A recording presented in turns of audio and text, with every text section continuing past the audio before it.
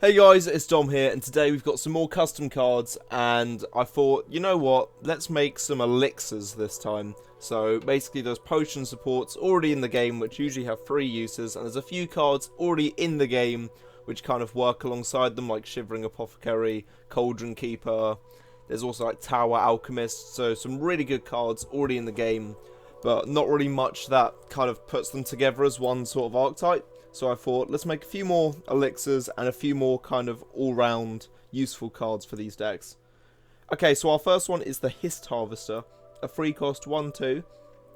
For every copy of this card in your deck, at the start of the game, a random elixir from a different attribute that you're not playing is put in your deck. So let's say you've got a Willpower Intelligence deck, and you've got one card of this in your deck. This would maybe give you an Elixir of Lightfoot, because that's agility, and you don't have agility in your starting deck. Or it could be anything else, because it's random. It doesn't replace this card, it just puts it in your deck as well. And it's that kind of thing of, you get a lot more cards to play about with and have that further synergy with, but at the cost of running a free cost 1/2 with no other ability. So it does have its kind of pros and cons there, allowing you to kind of work outside your archetype, at a cost of having a not so good card and having to broaden out your deck with more cards when you want to have it nice, thin and consistent. Okay, so next we have the Concoction Maker, a 5 cost 3/3 red card, who has an ability a bit like Swindler's Market, but a very specific niche, and that is whenever you activate an elixir, deal 1 damage to an enemy, so that could either be your opponent's face or just any of their cards on the field, and you gain 1 health.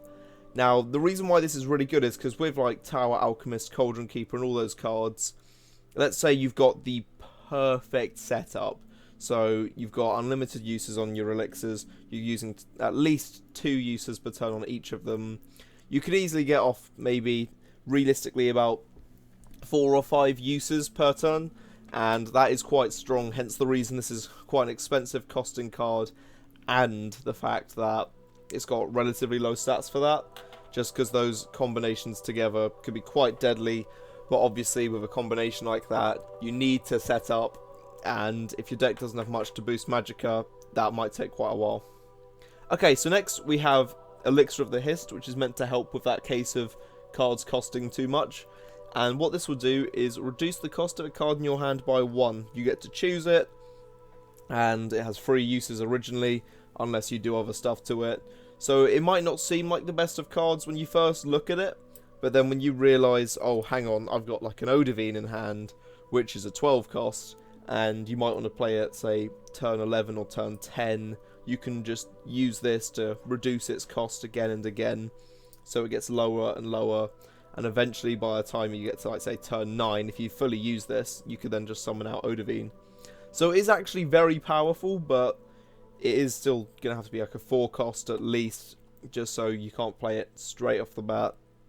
It does actually take up one of your turn's resources early game just to get this going, and I think this could be quite an interesting card running many decks. Okay, so next we have the Elixir of Illness, which is basically the opposite of the elixir already in the game for neutral, as it will give any creature, doesn't have to be friendly, doesn't have to be an enemy, -1/-1. So I can see this being played a lot in Goblin or Curse decks. Even though it's not that 0 cost curse that they love, it's still something that they can just do every turn, or for 3 turns at least. No real restriction on that, and works quite well with a card that I'm going to show off in a few cards time.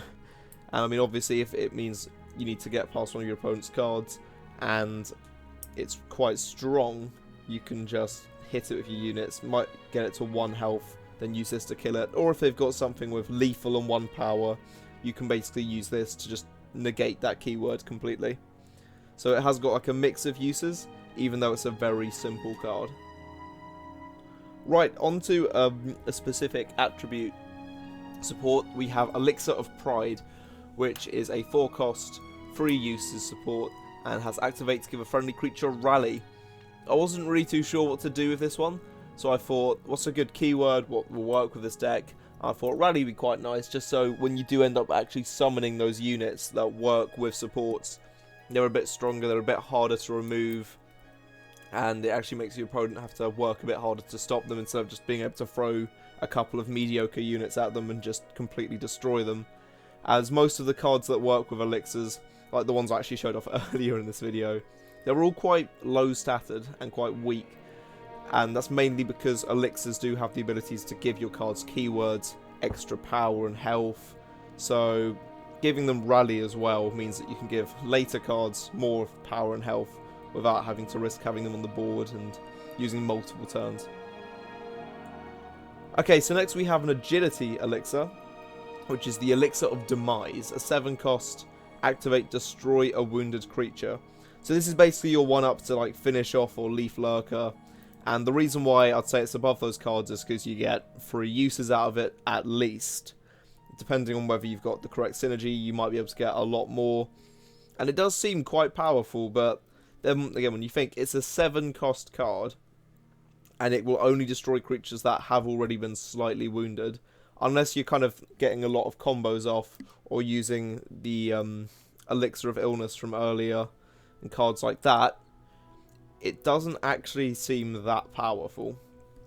Just because it does require such a specific kind of play. If it was just destroy a creature, then yeah, this would need to be like an 8 or 9 at least. Maybe 8 with 2 uses or 9 with 3. But then again, that would make like cards like Goldbrand completely redundant. Okay, so next we have the legendary of the set, and that is the White Phial, a 20-cost support with 5 uses, and every time you activate a support, you reduce the cost of this card by 1. And when this card is activated, you use the effect of 3 random elixirs in your graveyard. Now originally what I was going to have this do is make it like a 1 cost or a 0 cost, and it would be whenever you activate a different support, like it has to be different every single time, so whenever you use a unique support, it will gain 1 use, and then you activate it and then like use multiple at once. But I thought this idea is a lot nicer because it then works a lot more as a late game card and one to finish off your opponent with, instead of one which you've got throughout the game, and if it gets removed it's just like, oh, that sucks, that's annoying, now I've got to try and get it back with that 1 card in intelligence that could do it. But yeah, that's the set. I hope you guys have enjoyed having a little look through it. If you guys have any suggestions, feel free to put them in the comments. I'll give it a read, give it a good consideration, and I hope you guys are all keeping well, and I hope to see you next time.